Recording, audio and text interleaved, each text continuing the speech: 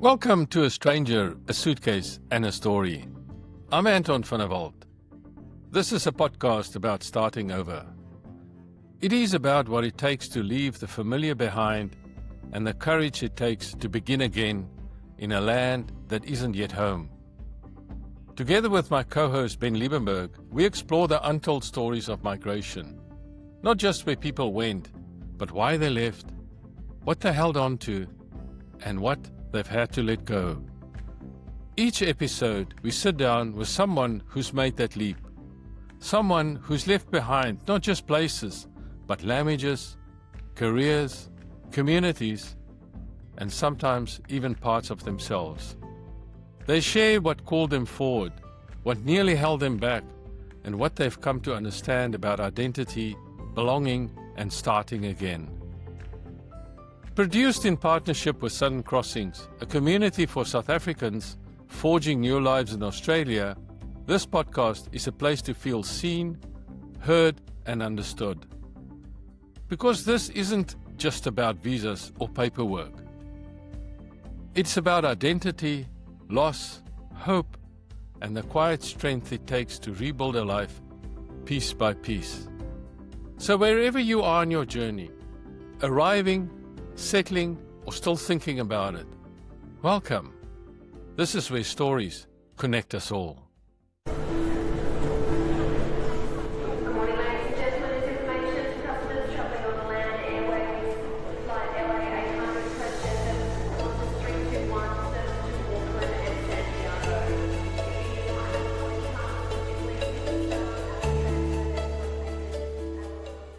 So hi Ben, it's really great to see you behind the mic again. How are you doing? Good, thanks, Anton. Yourself? Very well, thanks. I'm reflecting a little bit about the last episode that we had with Andrew Reitzer, and just to tell our listeners that that particular podcast, the last one we did, is just has run away in terms of the numbers of listens and views on YouTube and Spotify, and it's been incredibly popular, and it's just going. And so really stoked with that episode. What did you think of that? Like all of them, they were amazing. But yeah, specifically, I think such a unique story and a real story of resilience and learning for myself as well from him. So yeah, great pod. Yeah, the amazing thing for me is everybody we meet and everybody we talk to, they've got a unique and a good story, so there's never one better than another one. It just, every story is a good story always. I really liked that episode because what I liked about it was that Andrew came in as a senior person, and he's got a lot of good advice for people. So, apart from everything else, and I want to detract from the episode that we're doing here with our guest, but it's a good one to listen to, and well worth the time spent. But moving on, today's guest in our episode is Grant Parkin, who grew up in East London, South Africa, and a place that he felt the country changes earlier than most. And in his 20s, he made the decision to start over in Australia, and now calls Brisbane his home. His journey hasn't been easy. At 3, he survived a dog attack. He was mauled by a dog. At 19, he was a driver in a car accident that claimed his father's life. And years later, he faced deep personal betrayal. I think I'm putting it nicely, Grant. Yet somehow, through it all, Grant found the strength to rebuild. He completed his degree, became a chartered accountant, founded a rowing club, finished multiple Ironman triathlons, and wrote a memoir about finding meaning in adversity. The book is called Yourself or Someone Like You, and details the traumatic yet very real-life experiences of Grant and his amazing outcomes that will inspire your life too, if you care to read the book, but it's also available as an audiobook now. We'll talk about courage it takes to start over, the quiet ways migrants rebuild identity, and why the hardest chapters in life can still become the most defining. So welcome, Grant, a man who's turned hardship into perspective and endurance into a way of living. Welcome to our episode, Grant. Really stoked to have you here. Thanks very much, Anton and Ben. Appreciate the the introduction, and I'm very grateful to be on the podcast and in Australia. Yes, yes, we'll talk about that in a bit. So it's great to have you here, and really keen to hear your story. You obviously have got a great story, and I think what is nice, Grant, is that you took the time to record that into a book and a memoir, and you know, as you know, as an author, it gives a very different perspective to things. Thanks. It does, and it was very challenging for me to write that, I suppose, and sit down many years post those earlier scenarios, and Yeah. I'm much better for it, Anton. Yeah. I'm lighter for doing it, and it was interesting because that book came out now just over 2 years ago. Yeah. And then I just did the audiobook this year, which in and of itself was far more challenging than I thought it would be, because I'd written this book and I'd taken myself to some very dark places in having to recall Yeah. those So times. did you narrate the book? Yes, yeah, I did. Yeah. So that's hard work. That's hard work. But yeah. we'll get back to that in a sec. Sure. I just want to, Ben. I just want to. There's a wonderful story that I picked up the other day on migration. You know about where the Snowy Mountains is. Yeah, I think it's the famous movie. That's the first time I heard about it back in South Africa. You know, Man from Snowy Mountain. That was my first reference to it, I suppose. And then when I came to Australia, that's how I linked it up. Yeah, and then I think you also probably know a little bit about the Snowy Mountain hydroelectric scheme. Yes, yeah, I've heard about it since I didn't So- know about it, but since I've been here, obviously heard about it. So it's a really interesting story, Ben and Grant. It's after World War II, Australia set out to solve two problems at once: reliable electricity for a growing economy and water for dry inland farms. The answer was the Snowy Mountain hydroelectric scheme. Ultimately, 16 major dams, 7, now 8 power stations, 145 kilometers of interconnected tunnels, and 80 kilometers of aqueducts. Built largely between 1949 and 74, it redirected meltwater from the Snowy River east of the Divide to the Murray Range system to irrigate the west, while generating power for the New South Wales, Victoria, and the ACT. Across a quarter of a century, over 100,000 workers worked on that scheme. And the interesting thing, of course, is 2/3, more than 60%, were migrants from 30-plus countries. At peak, 7,000 workers were on the site at once. Work camps became classrooms and living together. Canteens, shifts, huts, jokes traded across languages long before multicultural Australia became a policy language. The job was dangerous, and the official death toll was 121 workers. And why am I telling this story? Well, there's a South African thread, right? If you drive to Kuma, which was one of the bigger camps where they lived, you'll pass the Avenue of Flags. It's a permanent display honoring the nationalities who built the Snowy, among them South Africans. So the council's own listing includes South Africa on the roll of nations, and in 2022, the old apartheid-era flag in display was formally replaced, not to erase the history, but to keep the recognition aligned with the people it actually represents. The point is simple. South Africans were here, and they helped build this.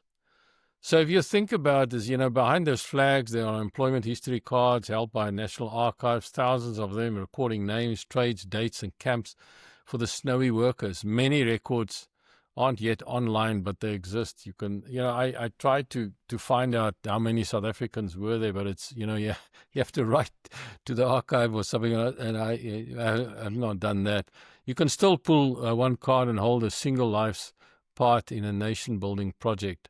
That's why the Snowy isn't just engineering. It was actually migration made visible, hands on tools, names on cards, flags in the wind. So I think picture a South African fitter or a tradie, in South Africa, we don't call them tradies, but a fitter stepping off a pre-dawn bus on Island Ben. Island Ben was one of the big camps also. It's cold. It's not Snowy Mountain for nothing. Yeah, no. In his pocket, he fold creased camp allocated and a letter from home. On shift, he's beside an Italian tunneler and a Norwegian rigger. And on Sunday, a Greek cook restores his heat to his bones. You can just imagine that story. He learns the new country first as a crew. He had to meet all the people and then in a community. And in one windy day, he sees the flag among many and knows that his legend now carries his line. So maybe, just thinking about that, Grant, when you arrived in Australia, who was your crew that you spoke to, the people, the different places who made the new country workable for you? Yeah, it's actually the parallels are quite uncanny, Anton, because I migrated with the professional services firm PwC, Yes. and I arrived here and worked in the advisory division, which had people from Germany, from Santiago, Chile, from the United Kingdom, from South Africa, from New Zealand, and we all have come from somewhere, or so many of us had come from somewhere else, and there is a natural, I think, alignment of people from other places finding some level of commonality or some degree of commonality across the different cultures in a new place together. So I struck up many friends or made friends with many people from other parts of the world that obviously wouldn't have presented itself in little old East London. Yeah, and that's the interesting thing, you come to a new place like this and it feels very strange. But let me take you back to East London. You grew up in East London, right? And Yeah. what was your life like as a kid there? Look, it was very carefree, Anton. I think it's so I suppose from an age, if you're trying to despite the bald head, trying to put it the period that I grew up in was I went to high school in Grahamstown, but that was from 1992 to 1996. So I was around for the first democratic elections in 1994. But I was at boarding school at that time. But East London was idyllic, and and certainly no fear of crime or potholes or crazy traffic accidents or anything like that. That during that time there was a place called Marina Glen that was on the beachfront that had a train, like a chukka train, that went around this little 1500 meter train track sort of thing that everyone would go down on a Sunday, and you could go to the beach as and when you wanted to. So it was idyllic, and probably on reflection, in comparison to Australian society, there wasn't the security that there is now, even in Australia. There was open doors, and Yes. and that was the area in which I lived, and it was a privileged area. Let's not make any bones about that. Yeah. So, yes, I remember East London really well. My sister and brother-in-law, who is now unfortunately passed, my brother-in-law stayed in East London, and he was the curator of the East London Museum. Really? Okay. So, But next to Selborne College and the Guild Theatre. I know exactly where that is. yeah, and so he was there for years and years and years together Okay. with my sister, and they got 2 kids and so on. So we often would go to visit them in East London and those areas, and so it's a wonderful place. And so you grew up there. Did you go to high school there as well? So now I went to Selborne Primary in East London, and then I was fortunate enough to go to school in Grahamstown for high school at St Andrews College. Yeah. And then studied at Rhodes in Grahamstown and East London. So I was, So you just never moved, right? I was Eastern Cape, So tell us a little bit about East London. What is it that you enjoy doing? What were the things that made you happy in that area? So, yeah, look, we were always big on the ocean, Anton, and certainly we actually we're very fortunate to have a holiday home at a place called Kleinenmonde, Yeah. which is about 15 minutes the east side of Port Alfred. So I would go if I wasn't at home surfing or going to the beach there, would be would go to the holiday home outside Port Alfred. And just ocean boys, outgoing, and then high school comes along and it's rugby and rowing became Yeah. certainly a huge passion of mine and something that I became quite successful in. But get outdoors and just enjoy, I suppose, the outdoor life Yeah. with us. I was just going to comment that I was fortunate to go to a little bit to Kleinenmonde when I was young, and I really, really appreciate Really? it. Yeah, it was a great. I used to work around there, and we had a great time there, right Really? on the river. Yeah, just right on the river. I used to work for automotive company, and we used to have factories in East London as well as Port Elizabeth. So we used to drive through and then stop off at Kleinenmonde. And it's a great place, fantastic. Yeah. I think that I get coast lists there, for that place. that whole coast there is just such a gem. I never knew it as a kid, but I got to know it, and it's fantastic. Yeah. So I rode that Kauri River flat, and used to swim in the East Kleinenmonde River as well. So, or Kleinenmonde as they call it. Yeah, look, it was an interesting journey. So I suppose I arrived. I arrived. I might go back to the school days briefly. And I arrived in standard 6 in our old world. Grade 8 now in the modern day, and didn't really find like I belonged in any kind of part of that group or that school for the first few years. And then I found rowing in grades 8, 9, and 10, and ended up having a very successful matric year on the rowing side. And it was this, in terms of the next steps after school, like where to go, I was going to go to the best rowing university in the country, which at the time was Rhodes. So it was far more a jock or sportsman-like decision, as opposed to Rhodes is the university that I want to go to. It was like, no, I want to keep rowing. And that's the best place to go to, and it's convenient that it happens to be 180 kilometers from my home. So I ended up going to Rhodes, and I had a great time. Great time there. Probably too many years in totality between Rhodes Grahamstown and Rhodes East London. But there was also the accident to deal with during that period, which, on reflection, significantly impacted my my ability to study. Yeah, tell us about that. If you Sure. are okay to do that.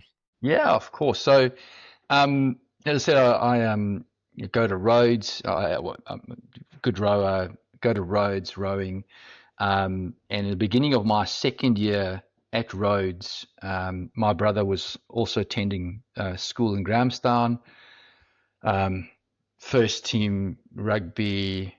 He'd had a rowing season where he'd also made one SA champs. Head of house, so one of 6 of the school leaders, 6 houses in the boarding school, and there was a St Stithians Rugby Festival over April, right? So Easter weekend, St Stithians Rugby Festival, St Andrews was invited, and we ended up driving up as a family. Excluding Richard, who went up with Richard's my brother. He went up with the team, and we spent the weekend, that Easter weekend, up in watching St Stithians Rugby Festival, which was great. Yes. That team won all 3 comps, or all 3 games, and then on the way back, just outside, or about 60 kilometers outside Queenstown, I started driving the vehicle, and that was with my dad and my mom and my brother in the back seat. And it was dark and it was misty, and in essence, you can read it. It's quite graphic, or you can listen to it. But the gist of it is, I drove that Mercedes-Benz E220 up the back end of a truck, down a pass called the Penhook Pass, and my mom and brother both had severely broken wrists, and my brother had a compressed spine as well. My father, who was in the passenger seat, didn't survive. Yeah, so that was, I mean, obviously life-changing, and something that I live with to this day. So that must have had a major impact on you personally, your family, everything like that, right? Yeah, Anton, look, you are forever on the other side of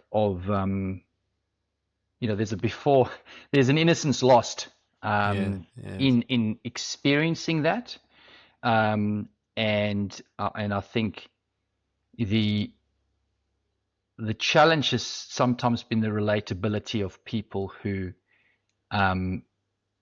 think that they might have had a hard experience or are going through a tough day. That was a tough day, right? Yes. And that's the perspective. Yes. And that anniversary is hard, 27 years down the track or something like that. Yes. Yeah. I can well imagine. I'm also father of a son, and you and I had a dad, and I was just thinking, when I saw that, and when I read your bio and so on, that it must be really tough. And then of course,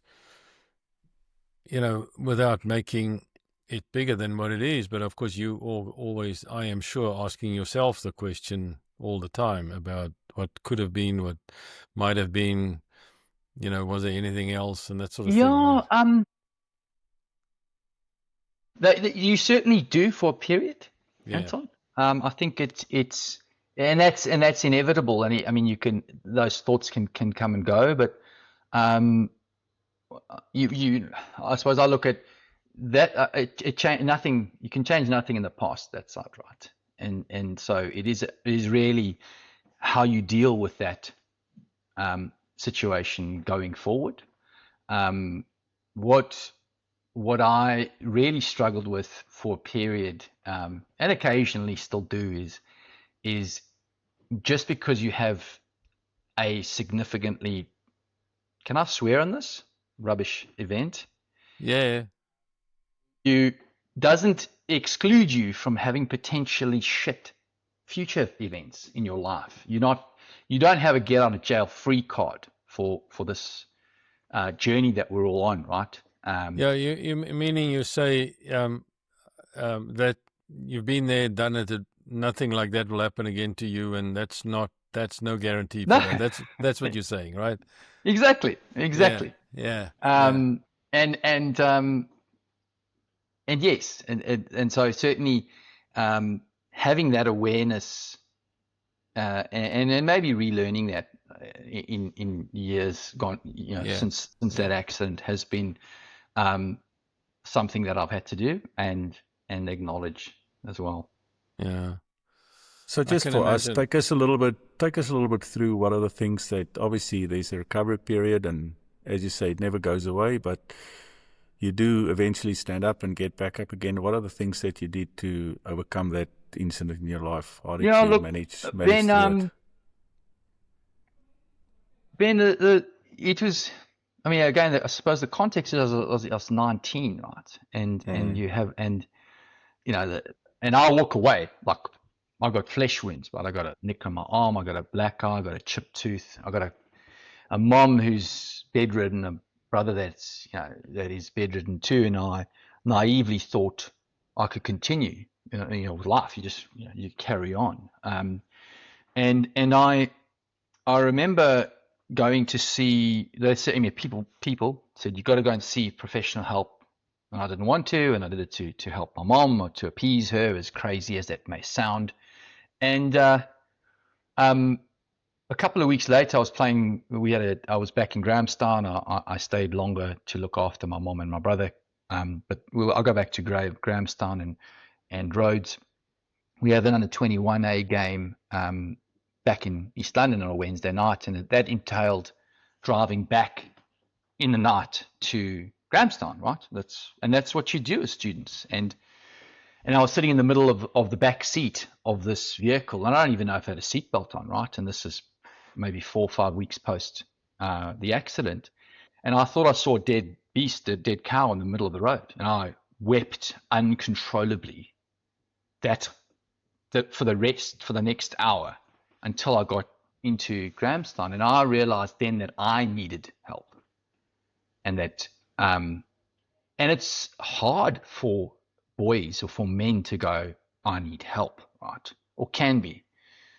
That was a big moment, man. That was like, I've got to see someone and talk to someone about this. And so I found a guy in Grahamstown who worked for the university, who was a psychologist there, and helped talk me through or help me with some of that, dealing with it, to your question. But then, of course, there's the first year anniversary, and so I saw him for a few months, and Grant, he's fine, he's cool. And then you got the first year anniversary, and kind of 4 to 6 weeks out, you start behaving like a dick, and you're not nice to your girlfriend, or you're not nice to be around, and you don't like yourself because everyone else has moved on, but you've got this pressure or this feeling of whatever. So then I saw him again, and he said, well, this is coming up to the first year anniversary of this horrific event. This is totally natural post-trauma behavior. Like, this is, I mean, he could have told me that way back then, that I probably needed to see him, but irrelevant. So I went back and saw him for that first period of the first anniversary of the passing, and that sort of stuff for anyone who has lost. It is horrendous, and you need to be gentle on yourself and others during that time. But I think we can forget, Ben, that the people who suffer through an event like this carry that, and that's not good or bad. It's just, it's life, and to acknowledge with yourself that these things have happened, and now I carry that, and that's okay. So I do think it's something that I continue to manage, and I've compressed that time of reflection now from a longer period to a few days either side of that date. But it's there over that time, and if I can take that time off during work annually, I do, and I reflect and sit with that. I'm going to ask you a really interesting question, or maybe it's got nothing to do with it. So, it's like, it's the worst question a cross-examiner can ask anybody else. If you ask, like in a court, when a cross-examiner asks a question, I've been taught that never ask a question that you don't have the answer to. As a cross-examiner. But I'm going to ask you a question that I don't have the answer to. I see on your website, or when I Googled you to kind of, looked at it, you wear kind of pink and a dark shade of pink. Why is that? It's a darker pink. And so thanks for asking. I have this little thing called Fuchsia Friday, which on a Friday I just wear a shade of pink. But I also, in my world, there is Hump Day, which is Wednesday. There is Friday Eve, which is the day before Friday, like Christmas Eve, like New Year's Eve. and then there's Fuchsia Friday. So it's intentional from getting people to maybe slightly go out of their comfort zone, especially men, to wear some pink or something pale or bright on a Friday. But it's a Fuchsia Friday theme, and I'm wearing it today because I could. So No, that's great. So I've got the answer it's to that. got symbolism for you beyond just the color, right? It is getting outside of your comfort zone. And I suppose that's It is a bit, that's, yeah, that's for what sure. that's what you're about, right? Yes, to my own detriment sometimes, Anton. To my own detriment sometimes. And interestingly, I did have to go to the Supreme Court in Grahamstown because of that accident in the years post, which is also really, really, it actually swung me from wanting to become a lawyer to, well, where I am now. So Okay. Yeah, that must have been a very confronting experience, I'm sure. yeah, look, it's yeah, that was really tough, especially when the last question was from the, so I suppose the context was my father's insurance company was suing the trucking insurance company for the costs of the vehicle because it was claimed and subsequently found that the rear view lights of that vehicle were all muddy because they'd been driving on wet dirt roads before the accident happened. So I was called to the witness box, and this I would say nasty in my nicest way possible, after answering all the questions from the defense or the prosecution, my side, the defense guy stood up and said, after his questions, last question was, do you remember your brother saying to you in the moments after the accidents, I told you you've been driving too fast, I told you. And I was, I'm trying to remember this and all the rest of it. And I said, no, I didn't remember that. And it really affected me post. And when the driver of the vehicle was put on the stand, he was asked what language did they speak when Grant said that, and he said Afrikaans, and I'm English background. Yeah, no, so you're from East London. There's no. I'm an Englishman. There's not a lot of Afrikaans people there. No, and so it was all a ruse, and it was very disappointing, and one can lose faith in humankind when that sort of stuff you can happens. Or in lawyers, right? So that's So yeah, I didn't say that. My brother never said that, and we don't speak Afrikaans, so it would never have been on Afrikaans. But that was certainly a pivotal moment for me in terms of career aspirations. Yeah. So moving on to the career aspirations. So you finished your studies. When did you? What made you think about? Well, I'm going to move on out of East London. I want to get to Australia, and why? Great question. So, the nickname, I think what we haven't actually formally said here, guys, is that the East London's nickname is Slummies. And you don't get a nickname like that if it's not, if it's a nice place. So I finished studies in Grahamstown, and it was the early 2000s. And we've seen, a lot of people from, I believe, Mdansane, which is the township next to East London. I believe it's the second largest township in South Africa. So there's Soweto at Joburg, and then there's Mdansane, which past the lifting of the Ciskei and the Transkei, a lot of people came down there. So there's obviously significant economic disparity and challenges around there, and we'd seen, it became unsafe. So is the gist of it. So we're living. I've got. I met my my girlfriend, and the two of us were qualified. So I'd studied accounting, and she'd studied teaching, and it's like, well, where are we going to go? And the thought around that was, if we move within South Africa, it's got to be on the coast. And if we move within South Africa, you're kind of just kicking the can down the road, because what we've seen, we felt that what we were seeing in terms of, I call them civil liberties, like I should be able to go places and feel safe, Yes. like a beach at night. Those liberties that we are moving to get in PE or Durban or Cape Town, we're going to lose those eventually wherever we move to in South Africa. So then it became a case of, well, where else in the world? And everything northern hemisphere is too cold for me. I'm happy to be called soft. Too cold. I don't want to go anywhere there. So you've got, if you You'd go have to, line you'd across, have to wear a beanie all the time, Grant. yeah, That's and the exactly. thing, right? And my ears get cold even here, like in Brisbane in winter if I'm training, right? Yeah. It sucks.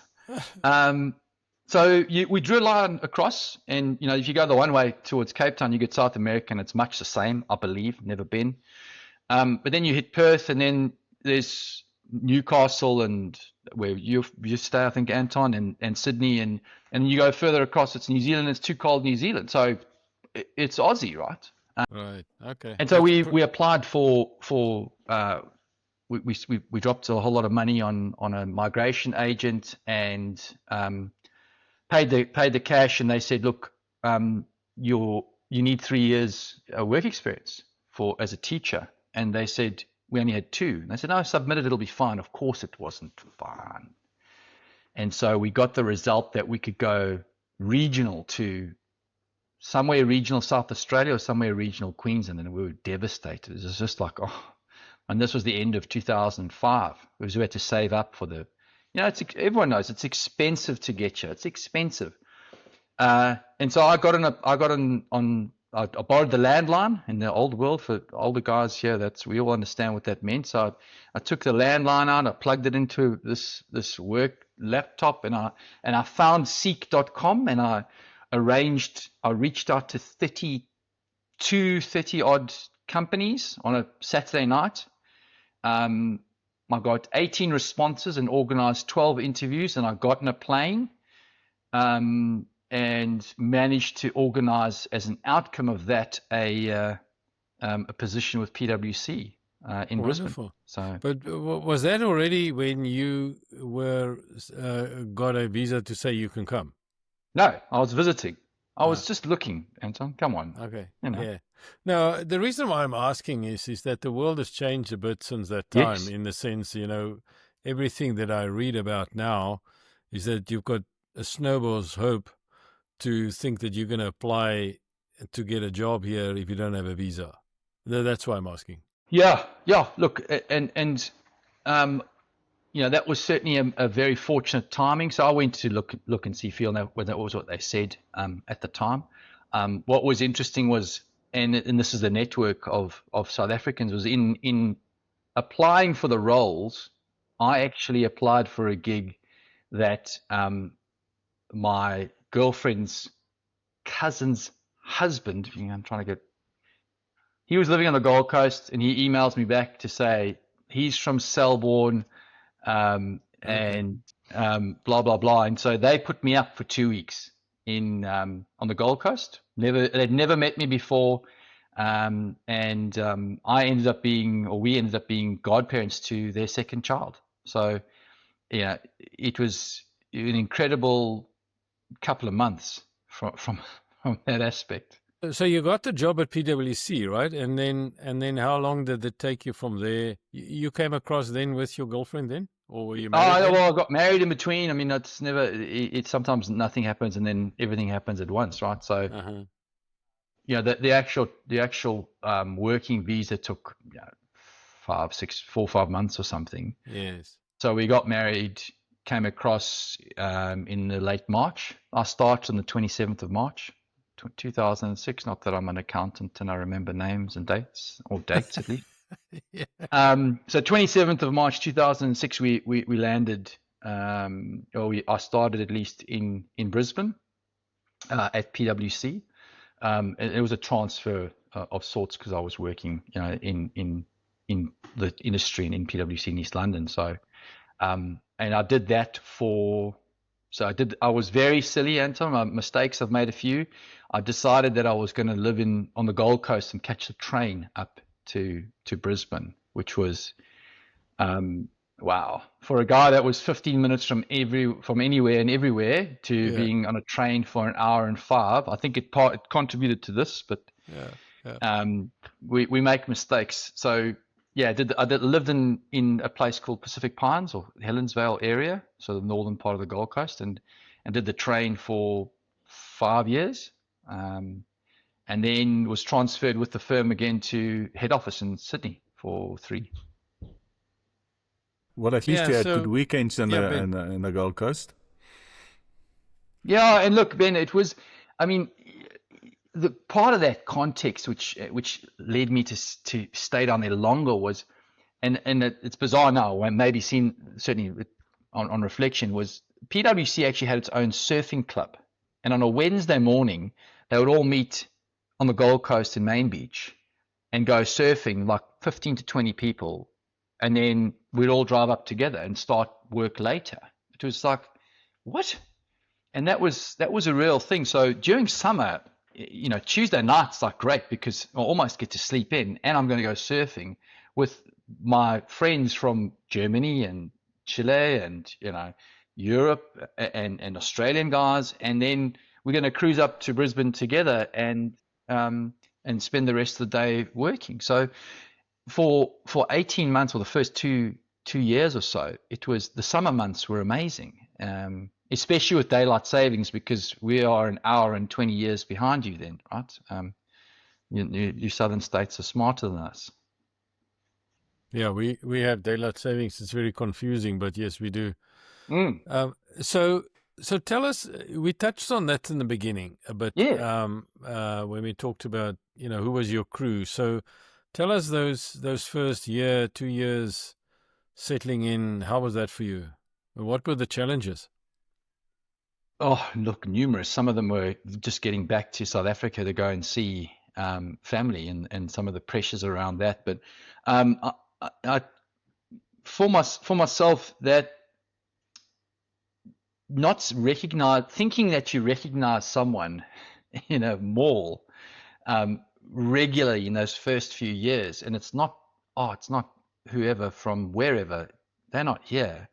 But I find that your brain unconsciously is constantly looking for the patterns that are no longer there, and you've got to refresh that. And certainly, not knowing things like what is Bunnings and where do you find the best place to buy a dishwasher, or what's it do I go for Telstra or Optus, and why would I do that?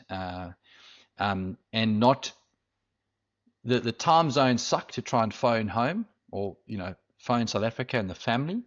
And then certainly when I went back, so we left in March, left mid-March, started 27th March, went back in the December. The inner turmoil of having Australianized East London in that interim period, and seeing East London through a whole new lens was really, it was quite confronting for me, honestly, because the sidewalks aren't like what you've been used to for 9 months, and it's dirty and it's tatty, and there's all these walls and there's barbed wire and there's So on our podcast we talk about the suitcase, and so what you brought with you or what you left. So you left your family, and then December you think you go home, and then which we used to be home, you go home and it says, oh my goodness, it's not home anymore, right? That's what happens, isn't it? yeah, it's not home. It's not home anymore. And Yeah.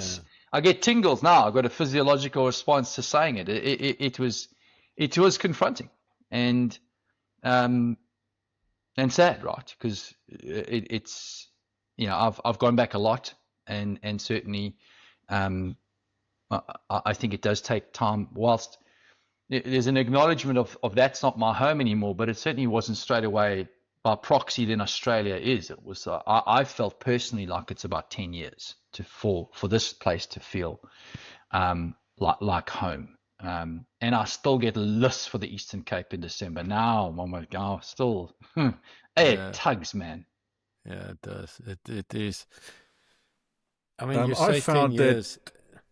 Yeah, sorry, Anton. I found, Grant, that when we went back the first time. I think we were here for either a year or 2 years, and we went back. And when we came back to Australia the first time, that was actually one of the best moments, because when you come here first time, you're a bit scared and nothing is familiar and everything. But then suddenly you come here and you know the road. You go back, you sleep in your own bed. Just things are familiar around you. And then for the first time, it felt so much easier for us. It felt like, okay, all right, it's okay. Yeah. And I'm not sure if it's just us, or No, or everybody, but for me, it was definitely like that. When you land knowing that this is where you're staying for a long time, it's awesome. Hey, and to go through customs and to walk out, it's like, hey, I made the right decision. And I think I've spoken to my stepdad quite a lot about this, and the reality of the matter is, it's not a decision I think many people want to make, but it had to be made, and that this was the right decision, at least for me, right, and my offspring. And I think that's part of why when you land back, it does feel like, hey, this is nice, this works. But it's interesting you say this, and I think a lot of the people that we speak to come to this realization in the same way that you do. So often people will say 10 years, and so you say the same thing. But what you also say is that there's a part of you that belongs somewhere else, and you recognize that, and you say, this is who I am. I'm still a slummy. I can't hide from that. I want to go back. There's a tug, but then I've got my home here. I've got my family here. And it's these two things, they stand equal. Is that how it feels to you? Is it equal? Yes, that's a good question. Is it equal, Anton? I don't know if it is. I mean, I'm exceptionally grateful for the upbringing that I had, but when I go back to South Africa, it's not the place that I left, and it hasn't, and it's sad to say that, man. And so each time I come back here, I suppose I feel like it's made the right decision. But I also, I've grown comfortable with not necessarily fitting in here, and that, that's okay. Right? Most of my friends are expats, and most of my friends are South Africans, and that's okay, because there is a relatability around the challenge that we've had, and the balls to get your ass here. Like, you've got a podcast about this stuff. I got online and flew over here and flipping damn the torpedoes time. And so I don't think it is equal. I think we've all left behind something that doesn't exist anymore, and it's almost like, did it ever? Which is hard and sad. And it's like it leaves a little bit of a hole in your heart in that sense. Yeah, for sure. Because you can't. I mean, I also and Ben also, we've still got loads of family, friends that are back in South Africa, and it's a hole. But I think where I agree with you more than anything else is that it's if I think about where I am, it's the overwhelming sense I have is one of gratitude more than anything else. It's and that's, but enough of that. So.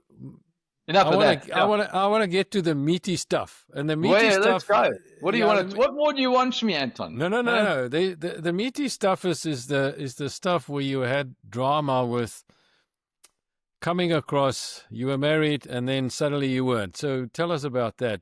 And the reason why I'm so bold in saying tell us about that, because you are very open, honest.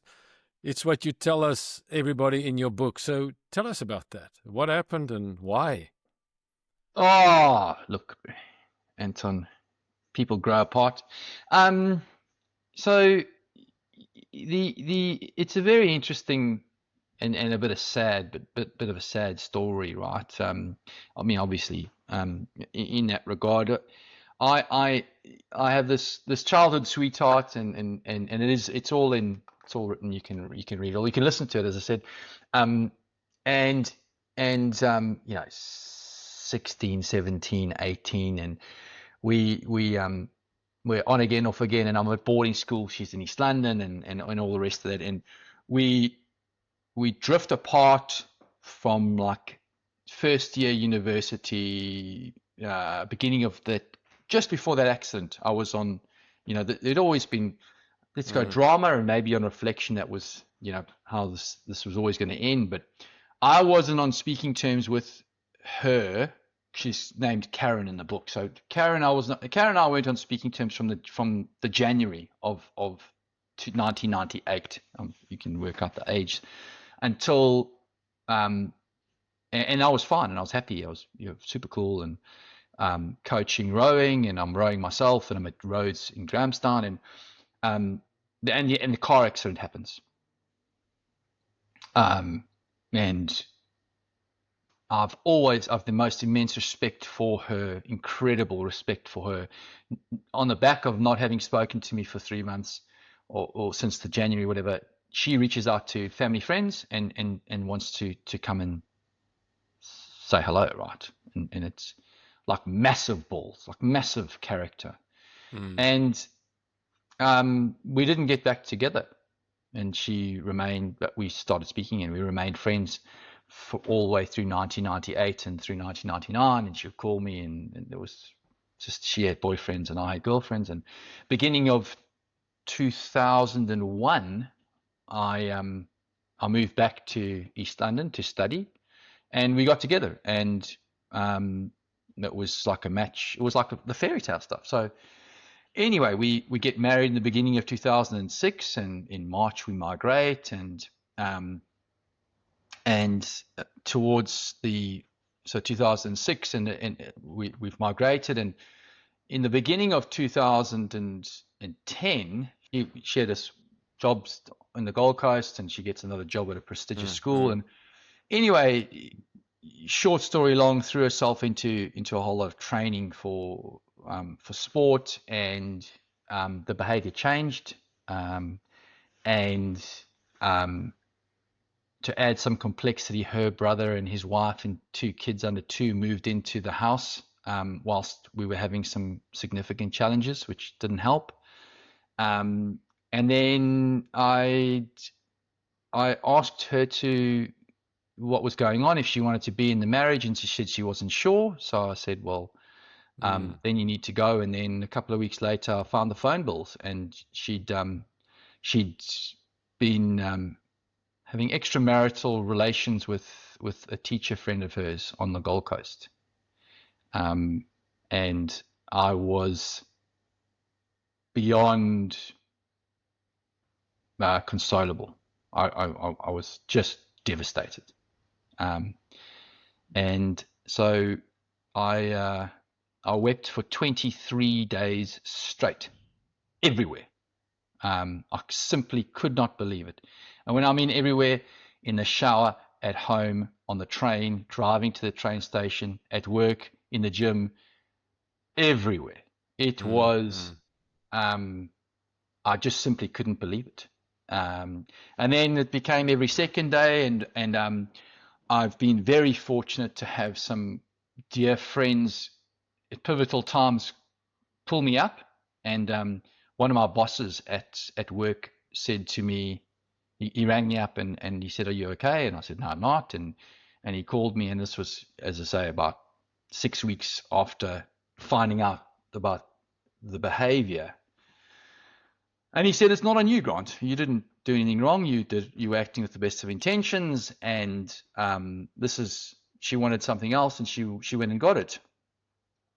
And it was a few hours later that I got over myself, and it's like I had been acting with the best of intentions. I hadn't, this wasn't mine to own anymore. I had a good, and that was on a Thursday afternoon, and I ended up the following 10 days later, I went to a wedding that I wasn't supposed to go to, and I met Emma, who's my wife now, and we have 2 amazing kids together. And so things have worked out. And Yeah, it's amazing, and it's quite. What I like about what I don't like the story, but what I like about what you're saying is that you've got deep introspection into your own psyche and how it affected you, and and also you remember what happened, and you remember how you got out of it. And is this something that you teach other people? This kind of resilience thing? look, I've got a very I do. I think it's always contextual, Anton, and I feel that we need to keep in mind, I suppose, that we're all on this journey together, and I'm sure my ex would have she had her reasons, and I'm not sad about the end of that relationship. I'm sad about how it ended. It could have been handled better. The resilient stuff that I try to talk around is very almost obviously, forgive me, elements of NLP training and cognitive behavioral theory training, and the mindset gets you a long way. It really does, and that's when I wrote this, which I did as an very intentional piece of work, 25 to commemorate the 25th anniversary of that car accident. I'd written some writing pieces, but then I had a dog attack, and I had a car accident, and then you've got migration, which is, I think, by far a very underestimated traumatic event in people's lives. And then I have the betrayal. Once I'd written all this stuff, it was like, well, what's the point? To what end, Grant? Like, why? So what is the outcome? And my very conscious, after sitting with it for a while, is the concept of choice and responsibility. And I am, and the choice around how do I frame and feel about events that have happened, and who in the end is responsible for me and my mental health, my relationships. It's on me. And I think far too much of what I see as a generalization is an entitlement culture or an entitlement attitude that irks me. And I've made very, very conscious choices about the framing of those events and the acknowledgement that I am responsible for and the agent of my success and how I choose to frame that. Forgive me, I got on a bit of a rant there. No, and that's why I asked you the question. Because I can see that you think quite deeply about this stuff and what's happened to you and why and so on. And what I love about what you're saying is that you could have chosen so many routes about who you could blame for all of this, and you've chosen not to, and that's not easy. There's denial, blame, and justifications is the 3 big things, and you chose none of those. You chose to say, well, it's on me. You were part of that marriage. It's not like it was just one person. You were in the car with the accident. It wasn't like somebody else, and it's about having the mental fortitude to say, well, it's me. I'm in it. It's what happened, and now take a step forward. But I want to know, what do you mean by the entitlement? What do you see around you? Well, I just feel like a lot of people feel they're entitled to an acknowledgement or a reparation or a benefit of sorts, or the world owes me something. And I don't see that concept of responsibility and constructive addressing of matters being particularly prevalent. I feel I'm owed this, and so that's what I mean by entitlement. I don't think that it's all too easy to outsource the problem, or blame other people, or society, or institutions, or the past, or something else, and sit in one's hands. Yes, and then in that vein, and you're right, I can't disagree with you at all. I think that that's so important, because we see that, and as you get older, and then you say, "Wow, that generation is like that." But I suppose we were that generation too, and the people that we were with. I mean, when we were young, we were very entitled, and then we got wiser as we grew up, and said, well, no, the world doesn't work like that. And then we have these adversarial things that happen to us. But if you were to give somebody in your shoes advice about coming across to Australia, what were the sort of 2 or 3 things you tell them? Here's a shortcut to not to have my drama. Or if you have my drama, this is how to deal with it. But what are those issues? Well, I think it's quite. I feel there's, if you're going to come over here, you need to, and again, this is my take on it, is to get involved in society, I suppose, and to leave behind you the problems that were there. This is not there, I think. It's a very different place, and certainly I feel like I disrespected, or maybe they're not disrespected, maybe that's the wrong word. I didn't appreciate the differences in Australian culture as much as I did after arriving, or even learning about it now. So I arrived at 27, and I was like, they play rugby, they play cricket, they have barbecues, we have bras. Same Must be guy. the same. Must be the same, right? Of course, and again, I'm from slummies, man. Like, what else do we do, right? Right. And they surf. Like, far too many of them surf, but that's another story. So I think an appreciation for, don't bring your cuck from there to here, and that it is very different, despite what you may think coming in. Because I think a lot of us come here with, or people may arrive with fixed or preconceived ideas, and I think one needs to and it's hard, because it's been hard to get you. We also need to remember the context, right? You likely had to be a hard ass to get you. It's taken you sacrifice. It's been a mission. It's been years. It's been intrusive. They've wanted my police clearance and my bank statements and my all of this stuff. You can almost get a bit of a fixed mindset, but it's a landing, and let's have an open viewpoint on things, and that I think that would be my advice. Don't bring your cuck in here, and have an open mind around how different the culture is, because it is quite different. And I don't know who else might listen to this, but I can have a separate conversation about my idiosyncrasies that I've found with Australians in general. Yeah. Acknowledging that I've married one.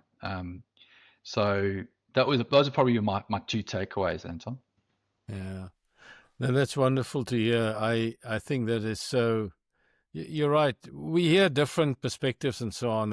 I like this one that you say that, and you're right. People sitting in South Africa before they come to Australia have got a different perspective of what Australians are like and what the place is like, and it's so unified and easy and simple, because that's what South Africa is like, right? So kind of like, yeah. But when you come here, it's not like that. So Grant, we have run through this podcast, unbelievable. We could talk for another hour, but then we'll have nobody listening to us for 2 hours, and so. But it's been It's been a fascinating story.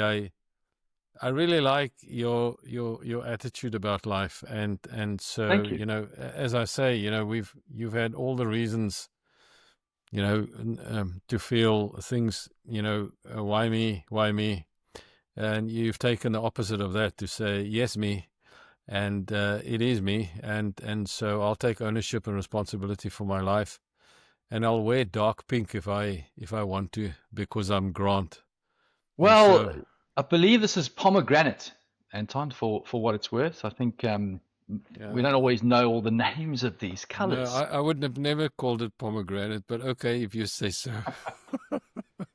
Who cares? Doesn't any, mind. any last words from you, Ben? No, it's been fascinating. I've been listening a lot tonight, which is good, and it's been fascinating listening to your story. I've been actually, yeah, touched by it a bit.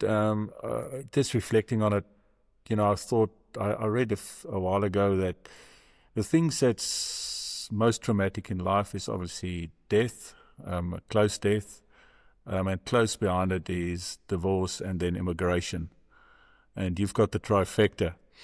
And you're still very positive, and you've still made a success, and I can see you're still making a success, and you're learning, you know, and you're learning throughout all the stuff that happened. You're taking the positives out of it and learn from the negatives, and so yeah, just I can only applaud you, man. Well done, very Thanks, good, Ben. and keep going.